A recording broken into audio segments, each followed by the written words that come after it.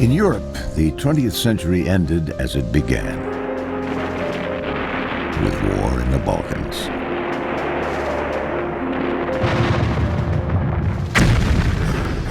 The last of these wars started in early 1999 as Serbian troops entered the province of Kosovo.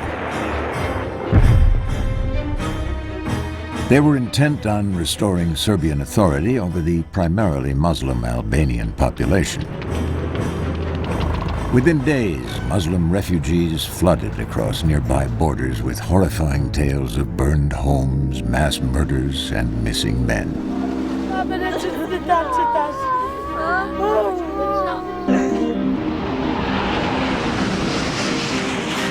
The world community quickly responded. On March 24, 1999, aircraft from member nations of the North Atlantic Treaty Organization, or NATO, bombarded Serbian forces in Kosovo and strategic targets in Serbia's capital of Belgrade.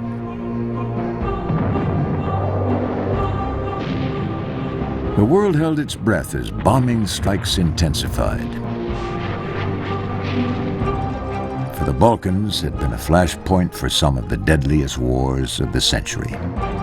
Many observers feared the conflict there might once again spread across Europe and lead to another world war. This time, the bombing ended 11 weeks later as Serb forces retreated from Kosovo.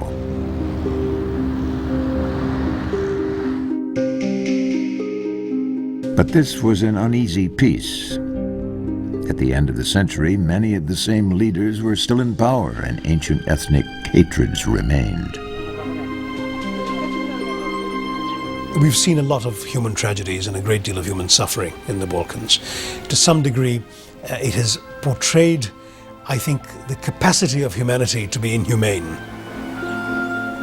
The conflict in Kosovo is just another in a long series of wars in the region formerly known as Yugoslavia.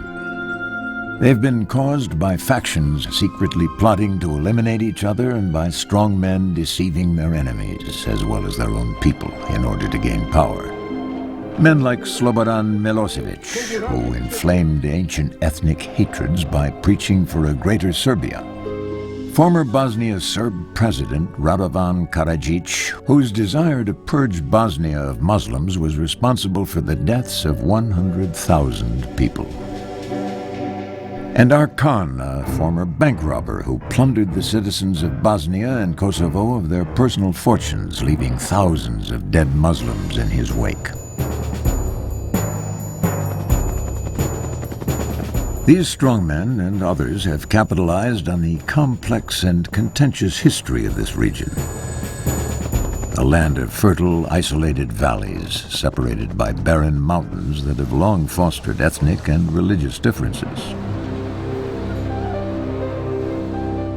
For more than 500 years, the Balkans was divided between two powerful empires, the Austro-Hungarian Empire and the Ottoman Empire of Turkey. In areas ruled by Austria-Hungary, the Roman Catholic religion was dominant. In regions where the Turks laid claim, many were converted from Orthodox Christianity to the Muslim faith. Religious differences and the varying cultural traditions of the local rulers helped exaggerate growing ethnic differences among the peoples of the Balkans. But when the Ottoman Empire began to crumble by the end of the 19th century, these people began to unite, and a wave of ethnic and cultural pride swept across the Balkans. The concept of a Yugoslavia, a land of the South Slavs, took root. Led by the Serbs, the largest ethnic group in the region, the South Slavs attacked the Ottoman Empire in 1912, driving the Turks all the way back to Istanbul. The same attitude that you saw play out there has consistently played out in the Serbs' sense of themselves as a special ethnic group that can demand wherever they are to have their own nation and to have no one above them. The Austro-Hungarian Empire was the South Slavs' next target, and again the Serbs were at the forefront. In 1914, the Austrian leaders sent the Archduke Franz Ferdinand, heir to the throne, to Bosnia to offer concessions to the belligerent Serbs. But this conciliatory gesture was ill-fated.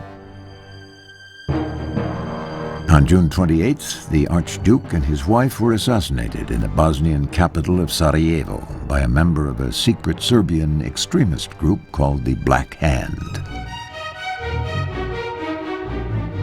In response to the assassination, the Austrians demanded that they be allowed to send their own forces into Serbia to track down the assassins and to put an end to the Black Hand. Serbia rejected this demand, and Austria prepared for war. Then came a bizarre episode that remained secret until after the war. After reading the full text of the Austrian ultimatum and the Serbian response, Kaiser Wilhelm of Germany saw no reason for all-out war. He immediately wrote a letter warning the Austrian monarchy not to count on his support. But the note reached the Austrians too late.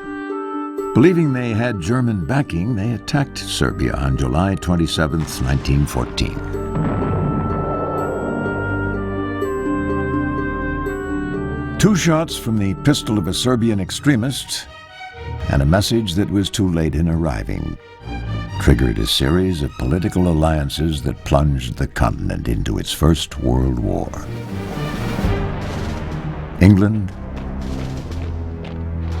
France, Russia, and later America supported Balkan independence against the Austro-Hungarian and German alliance.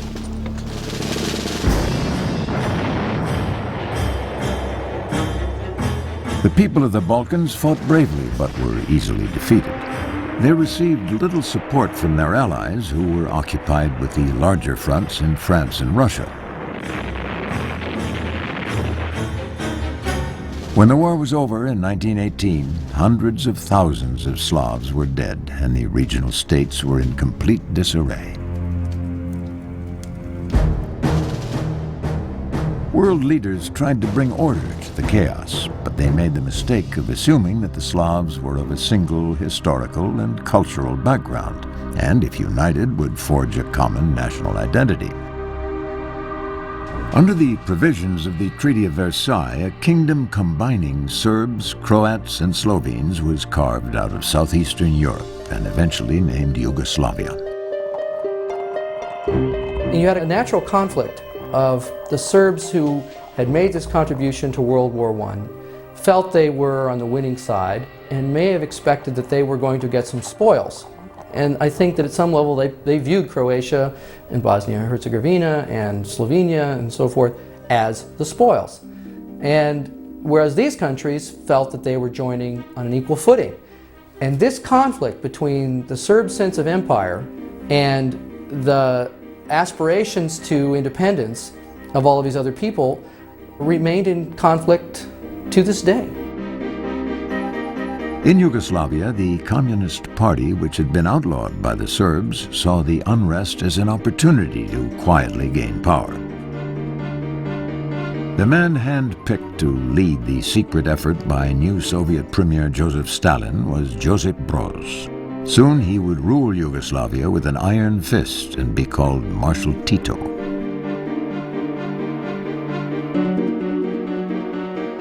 Tito was born the grandson of a serf in 1892 in a primitive rural province of the Austro-Hungarian Empire. He was uneducated, born of a Slovenian mother and a Croatian father.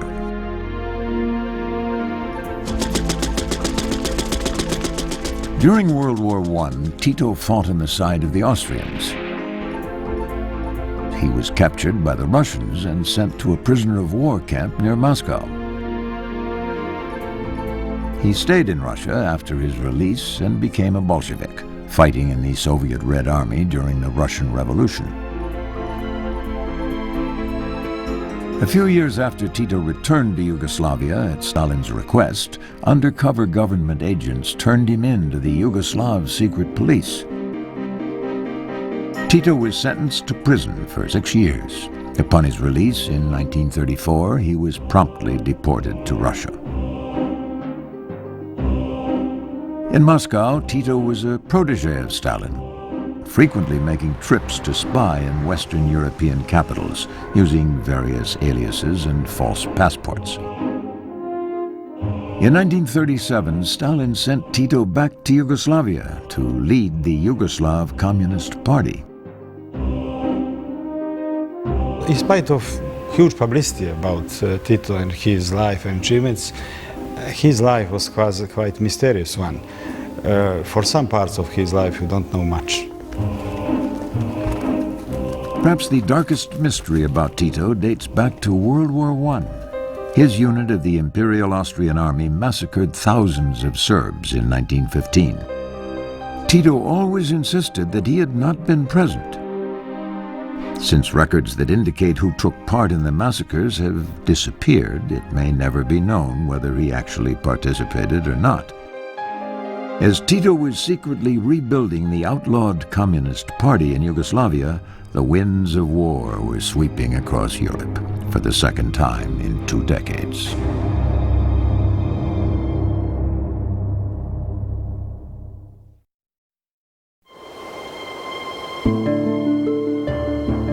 By early 1941, Germany had overrun most of Western Europe. To avoid the same fate, the Yugoslavian monarch, Prince Paul, signed a non-aggression pact with Adolf Hitler on March 25, 1941. The deal angered his Serb generals who felt he had somehow betrayed Yugoslavia. 2 days later, they overthrew the monarchy and nullified Prince Paul's pact. Hitler was furious. He ordered his generals to punish the Serbian troublemakers and crush the Yugoslav army entirely.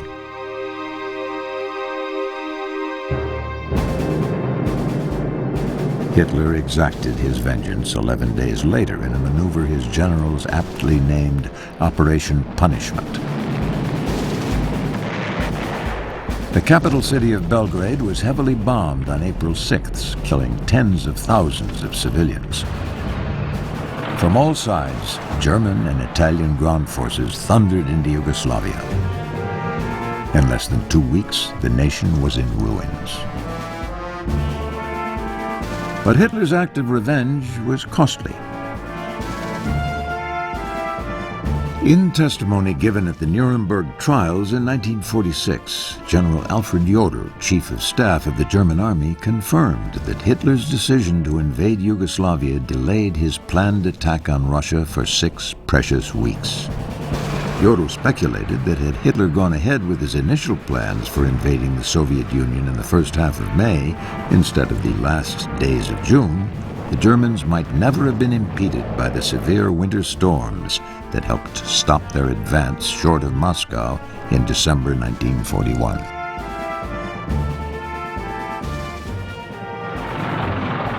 When they took control of Yugoslavia in 1941, the Nazis dismembered the country.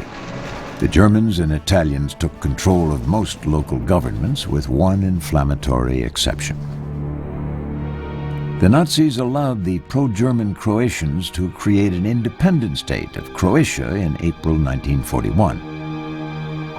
The Croats' political leadership, known as the Ustaše, exacted its revenge for years of Serbian domination. Under their checkered flag, they massacred 1/3 of the Serbs in Croatia, along with thousands of Jews and Gypsies, forced many other Serbs into exile, and converted some to Catholicism. Some Nazi SS officers were reportedly horrified over the brutality shown by the Ustaše. Many of the bodies of those murdered were cut up and tossed into the Danube River.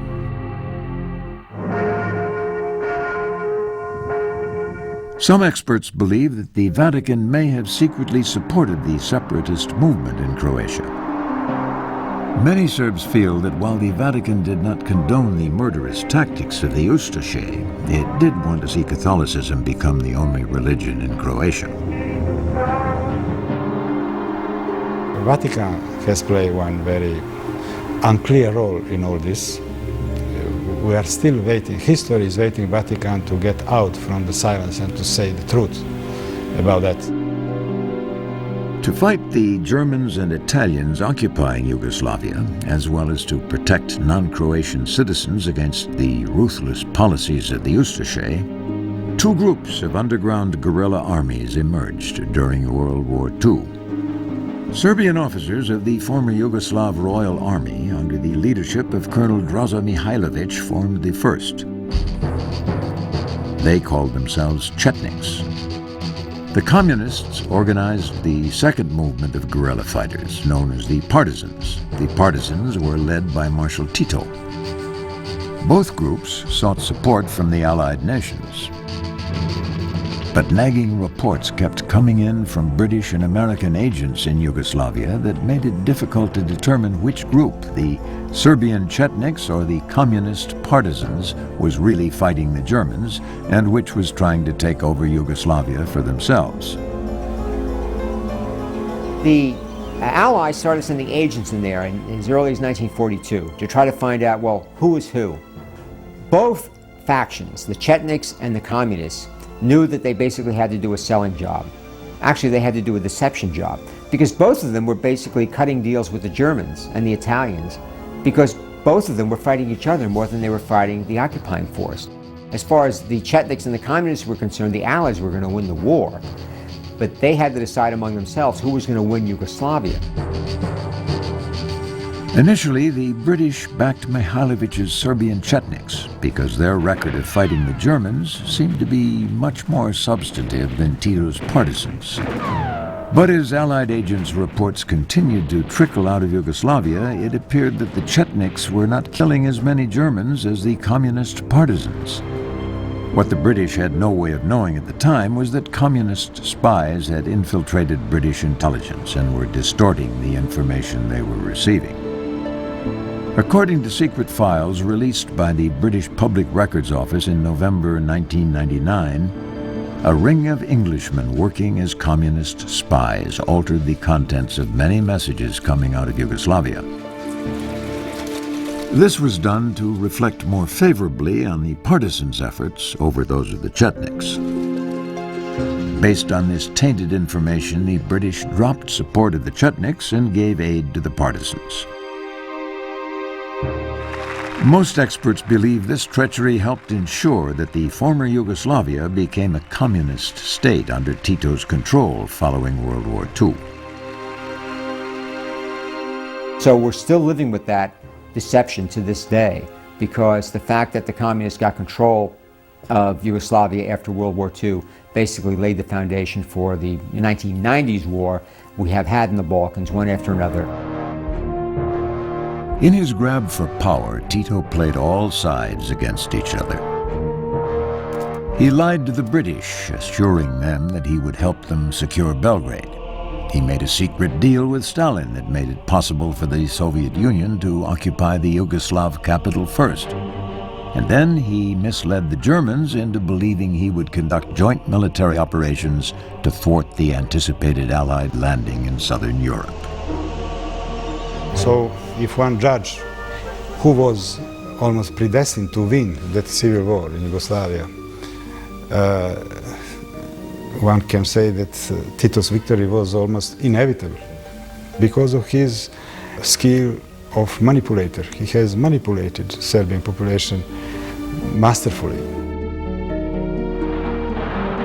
When Soviet troops entered Belgrade on October 16, 1944, the Germans were defeated.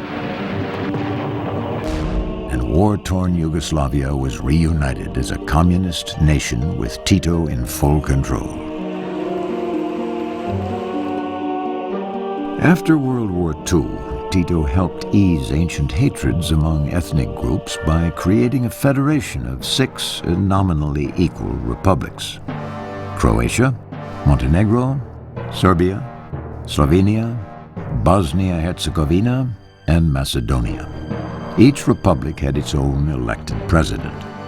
But most experts agree that Tito's ability to keep the flames of ethnic nationalism doused was derived from ruling with a firm and sometimes blood-soaked hand. After gaining power, Tito quickly created a ruthless secret police force and used it to crush any hint of independence coming from the six republics. He was especially hard on the Serbs, whose passion for nationalism presented the greatest internal threat to Tito's dictatorship. Surprisingly, his greatest outside threat came from the very man who helped him to power, Joseph Stalin. The discipline of the Communist Party created the post-war Yugoslavia, with Tito at the head. And of course, since Tito was as much a nationalist as a communist, he kept Stalin out. When Tito refused Stalin's demands for Russian troops to be stationed in Yugoslavia, the Soviet premier had Yugoslavia banished from the World Communist Organization in June 1948. All Soviet bloc countries were instructed to break off trade, and Yugoslavia quickly became isolated from the communist world. But it didn't take long for the resourceful Marshal Tito to recover, with aid from a new and very unexpected source.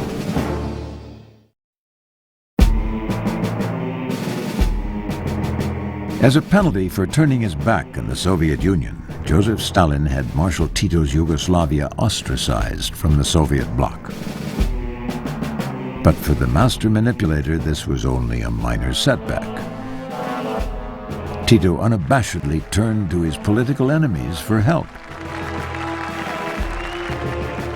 In early 1949, in a secret pact between the U.S. and Yugoslavia, Tito agreed to stay independent of the Soviet bloc if President Harry Truman provided economic assistance. Truman kept the deal hidden from the American public since he couldn't appear to be supporting communism in any form. As unsavory as Tito was, Truman knew that helping him would deny the Soviets another puppet state. Not only was a large sum of money and material shipped to Yugoslavia, a secret shipment of arms to defend against the Russians, if necessary, was also sent. Stalin began to fear that Tito would become almost a rival, a leader, and for that reason he had to be excommunicated and, if possible, got rid of. Apparently, Tito's mistrust of Stalin was not without merit. Secret documents recently uncovered in KGB archives indicate that Stalin authorized a planned assassination of Tito, which was aborted only because of Stalin's death in March 1953. Yugoslavia's independence remained an irritant to later Soviet leaders and a challenge to their domination over Eastern Europe. When Tito protested against the Russian invasion of Czechoslovakia in 1968, he fell further away from the Soviets.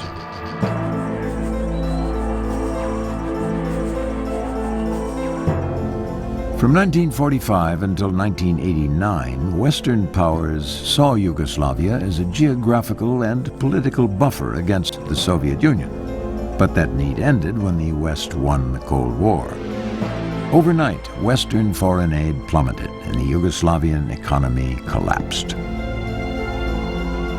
After the fall of communism, Yugoslavia simply did not try to reform itself economically or politically in the way that Czechoslovakia did, or Poland did, or Hungary did, or many other countries. So a crisis was inevitable. Ironically, it was Tito who put the first crack in the wall of world communism. His open defiance and independent stance set a precedent for other communist nations to challenge Soviet supremacy. Challenges which ultimately led to the collapse of the Soviet Union in 1991. Marshal Tito died in 1980, leaving no single successor but a rather complicated system of a rotating presidency among 8 members, leaders from the 6 republics and 2 leaders from Serbia's provinces of Kosovo and Vojvodina.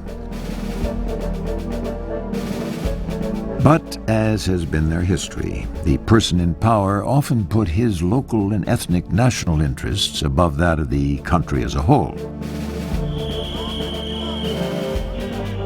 Without Tito at the helm, growing unrest over economic mismanagement, corruption, and a lack of genuine freedom led to riots and general strikes. Then came the spark that would ignite Yugoslavia into a series of bloody civil wars and bring to power the country's next tyrant. Serbian minorities in Kosovo demonstrated in 1987 against alleged mistreatment by the Muslim majority. The communist central government in Belgrade sent a grey, nondescript apparatchik to the Kosovar capital of Pristina to ease tensions. His name was Slobodan Milosevic. Milosevic went with some of his compatriots in tow to Pristina and had his compatriots act as agents provocateurs and actually create incidences with the Kosovoan police in which it appeared that the Kosovoan police were beating up poor Serbs who were simply protesting for their rights, when in fact this all was manufactured. And then Milosevic goes and gets on camera, the state-run camera, which he also brought down with him, in which he declares that Serbs will never be beaten again. Milosevic became a folk hero overnight. Serbian nationalism now had a new champion. Slobo, as his followers affectionately called him, rocketed to the top of Serbian politics, becoming the leader of the Serbian Communist Party and the president of the Republic of Serbia in 1989. His first act was to place Kosovo under much tighter Serbian authority. What this did was to spark a cycle of competing nationalisms throughout the rest of the former Yugoslavia.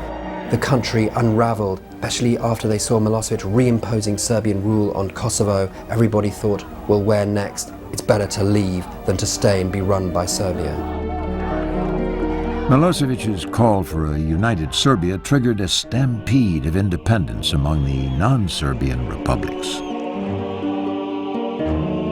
In June 1991, the Republic of Slovenia declared its independence. Since there were very few Serbs living in Slovenia and the land was not considered historically important, most experts believe Milosevic did not have it in his sights for a greater Serbia.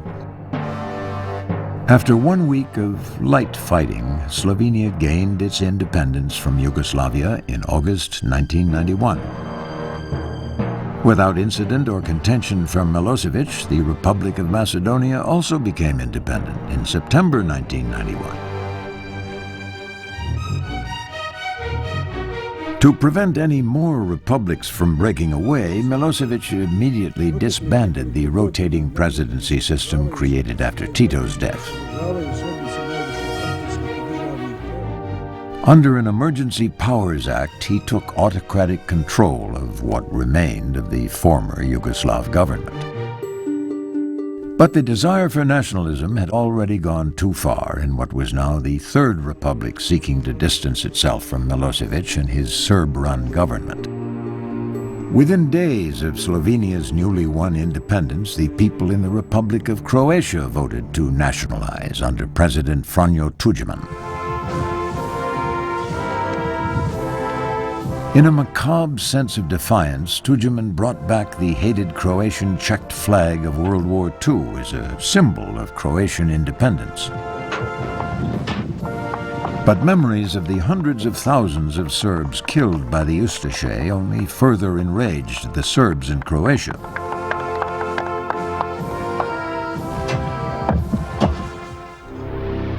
The Serbs in Croatia, especially those living in countryside, decided to rebel and to request to stay within Yugoslavia and not to start living in independent state of Croatia. With a reorganized army and new weapons purchased from international black marketers, Croatian troops began to control the Serb revolt. Milosevic wanted to step in, but he had to make sure he had the backing of the Soviet Union. With little coaxing, the Russians supported Milosevic's plan for invading Croatia. Milosevic then baited the trap.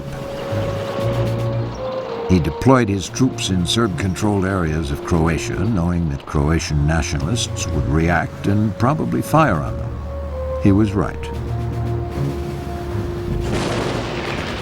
In December 1991, the fighting began. Serbia had successfully provoked a war with Croatia. The world community did not directly intervene. But through the United Nations Security Council, most member nations backed Croatia's secession. In fact, Croatia was declared a sovereign nation by the UN in May 1992. Under international law, Serb troops were required to leave the newly independent Croatia.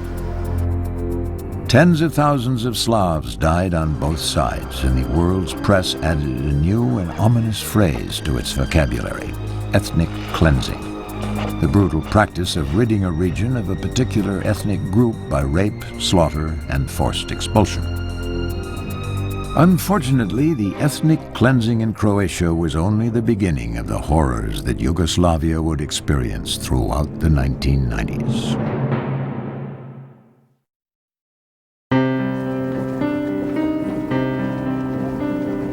Ethnic cleansing in Croatia in the early 90s demonstrated Serb arrogance about their rights as a people. In the mind of the Serbs, any land upon which the Croats lived belonged to Serbia. It didn't matter that the land was in Croatia or that the Serbs living there were the minority. They simply believed that non-Serbs must leave or die. The unchecked ethnic cleansing by the Serbs in Croatia was the result of Slobodan Milosevic's vision of becoming the uncontested leader of a greater Serbia. I think the thing to understand about Milosevic is that he's a political opportunist and that he's really only interested in power, originally obviously in coming to power, consolidating himself in power, and then remaining in power. With the independence of Slovenia, Macedonia, and Croatia, the 6 republics of Yugoslavia that Marshal Tito had kept in line for decades now numbered just 3: Serbia, Montenegro, and Bosnia-Herzegovina, also known simply as Bosnia. The people of Bosnia, who were mostly Muslims, intended to reduce that number 1 more. In November 1992, they voted to become the next independent country. But the Serb minority living in Bosnia was determined to remain within Yugoslavia and help build a greater Serbia. The Civil War began in December 1992, when the Bosnian Serb army, newly formed to prevent Muslims from achieving independence, attacked Bosnian Muslims. Extremist groups in Belgrade supported the attacks. But Serbia wasn't the only regional power supporting the Serb revolt in Bosnia. Croatian President Tudjman wanted half of Bosnia for Croatia, even though this meant betraying the Bosnian Muslims who'd helped him win Croatia's independence.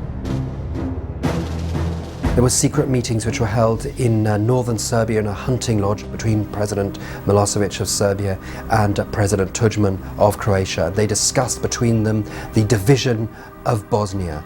Although they agreed on the principle of the division of Bosnia, they could never agree on where those lines should be, hence the fighting.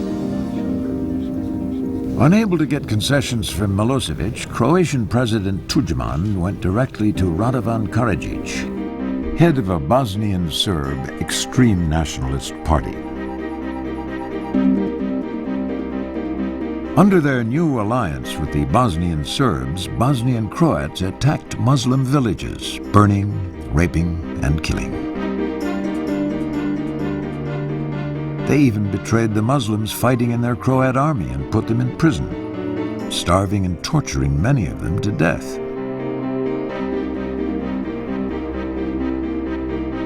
Serbian forces were also launching brutal attacks against Muslims, using a secret and systematic strategy for their conquest. For serious violations of international... According to the International War Crimes Tribunal, a top-secret blueprint for creating a greater Serbia was being followed in Bosnia. Drafted by a group of Bosnian Serb officers in the late 1980s, the document was known as the RAM Plan.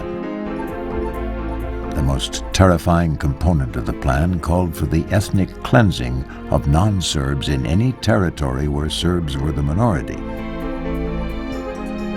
The plan's aim was to cleanse Bosnia completely of any Muslim and Croatian influence. Whether or not Slobodan Milosevic was involved in conceiving the plan remains a mystery. But Bosnian Serb military commander General Ratko Mladic was a key architect of the plan. As it turned out, Bosnian Serbs, Croats, and Muslims all set about cleansing each other, making the distinction between criminal and victim almost impossible to determine. I will never forget how on my very first visit to the Balkans, in meetings with the Serbs and the Croats, we were shown by each side the same photographs, the same pictures of the same dead babies, with each accusing the other of having perpetrated these atrocities. So the atrocities were bad enough, but they were being used by both sides to fuel hatred against each other.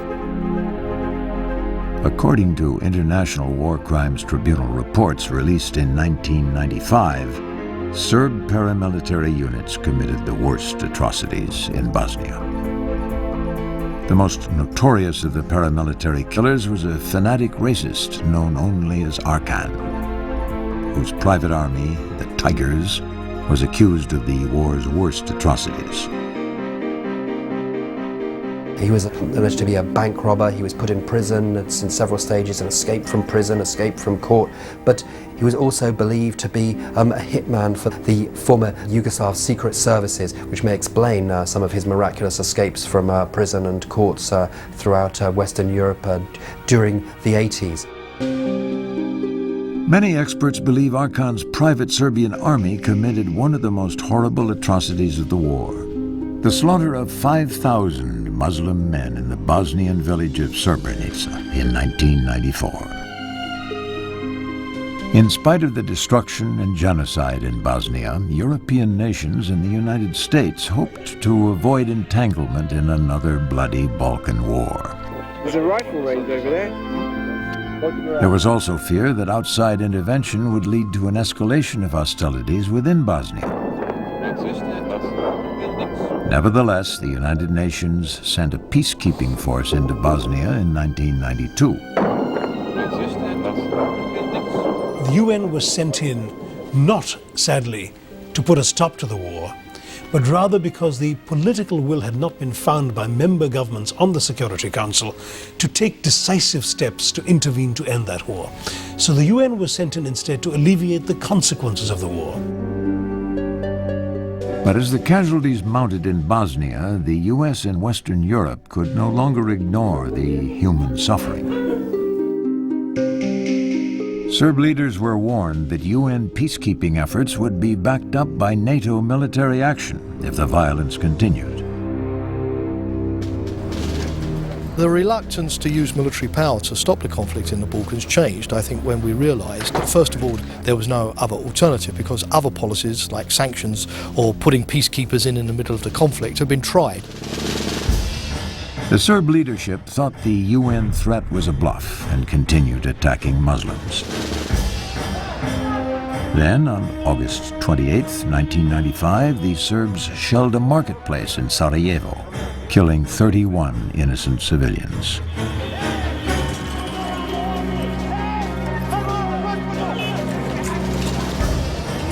This carnage was televised around the world.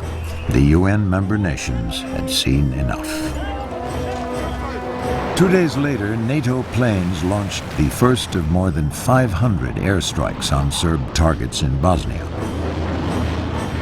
The patience of the international community had run completely thin, and it only took that bombing at a marketplace to push us into action. The result of the campaign was the Dayton peace talks in Dayton, Ohio in November 1995. The Dayton Peace Accord stopped the fighting, but it did not create ethnically integrated areas within Bosnia. Serbs, Croats, and Muslims routinely ignored the Dayton provisions, refusing to allow former refugees to return to their homes within Bosnia. According to the War Crimes Tribunal in The Hague, the two Serb leaders most responsible for atrocities in Bosnia were former Bosnian Serb President Radovan Karadzic and General Ratko Mladic. In all, there were nearly 100 Serbs named as war criminals. But Slobodan Milosevic was not among them, due to a lack of evidence, leaving him and others to secretly plot alternative means by which a greater Serbia could still be salvaged.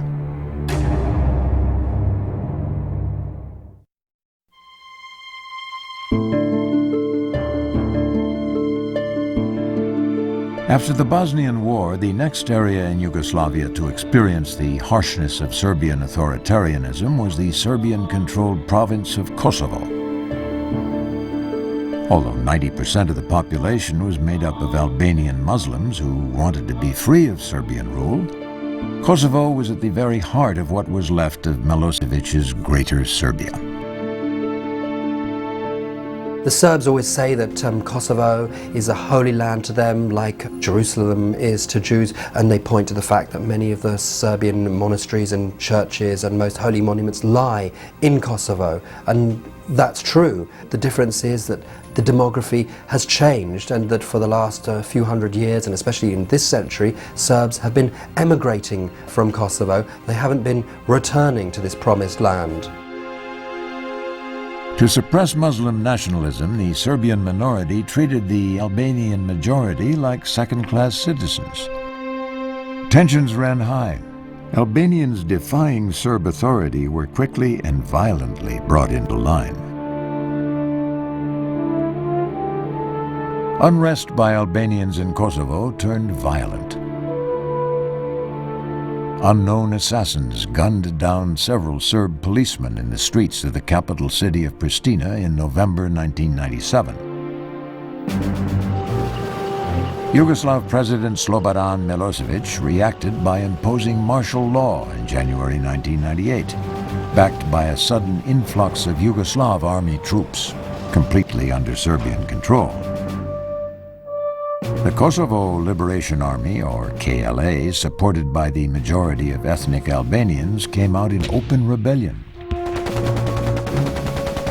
People don't want to live in a limited autonomy, not just because I said so, but there's a TV, there's an internet out there, and people see what's going on around the world. You cannot put people in the box anymore. In February 1998, Milosevic unleashed a brutal counteroffensive against the KLA. Serb soldiers terrorized the Kosovo countryside, burning villages and looting homes. The killing of 45 ethnic Albanians outside the village of Račak in January 1999 galvanized Western opinion against what looked like a new round of ethnic cleansing. The killings in Račak were thought to be the work of the notorious Arkan and his private army, the Tigers. There were troops which were run by Arkan. We knew them, we knew their dress, we knew their weapons. They were the best dressed, best armed, best trained guys. And they were interested in killing people and robbing valuable things. Under renewed threats of NATO airstrikes, Milosevic agreed to discuss ways to ease tensions. But when he learned that any agreement would be policed by NATO troops stationed in Kosovo, he ended the talks. 4 days later, on March 24th, 1999, the last Balkan War of the 20th century began when NATO dropped its first bombs on Serb forces in Kosovo.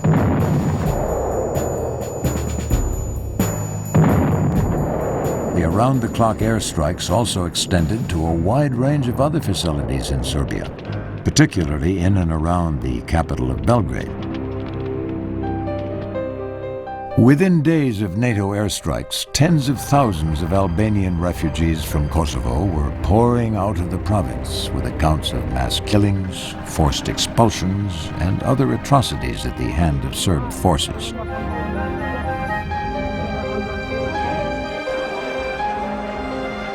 For his part in these crimes against humanity, the War Crimes Tribunal in The Hague indicted Slobodan Milosevic in May 1999. It was the first time in history that a sitting head of state had been indicted for war crimes. Whether it was NATO's relentless bombing or, as some have speculated, because of mysterious backroom arrangements, Milosevic finally agreed to withdraw all his troops from Kosovo by June 10, 1999. NATO ceased its bombardment on that promise. If Milosevic did indeed cave in, he did so for political reasons, whether it was to preserve his own administration or perhaps something that we are unaware of in terms of a deal or a brokered arrangement with Russia.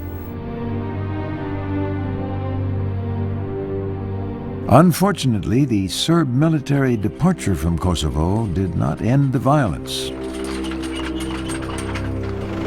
The new victims were minority Serbs, targeted by Muslims bent on revenge for the 18-month crackdown, which left an estimated 10,000 of their countrymen dead.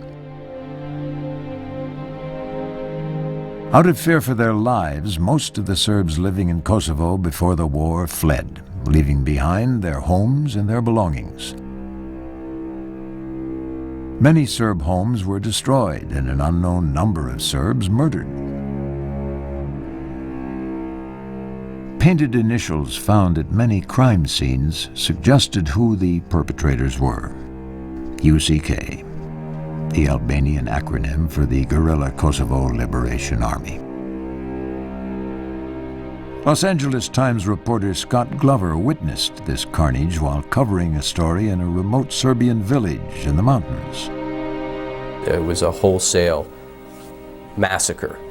The animals were killed. Barns burned down with the animals still inside. I mean, there was not a single living thing left in the village. And there were the initials UCK scrawled in blood.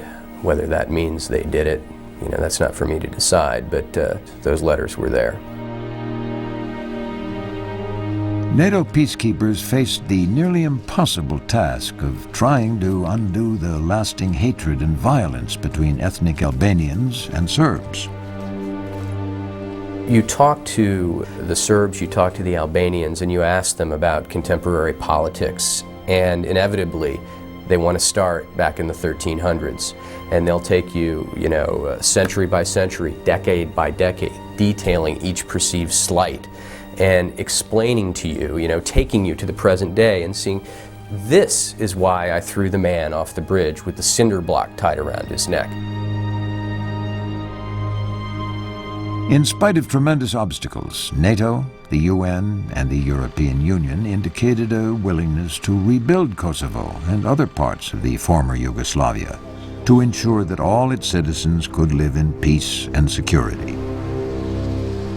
If we can encourage democracy, if we can help build institutions across the Balkans whereby people will relate not on the basis of their ethnicity, but on the basis of their political rights as individuals in free societies, in free and open societies, we could still have a Balkans that is at peace. But many observers believe it may be impossible to solve the Balkan tragedy. Us and Serbs living in the same country, it's out of question. These people may well be fighting each other even from their graves. It appears that the Balkans remain a tinderbox of political and ethnic unrest as leaders and vigilante groups continue to secretly plot against one another in hopes of advancing their own causes with little regard for the suffering of others.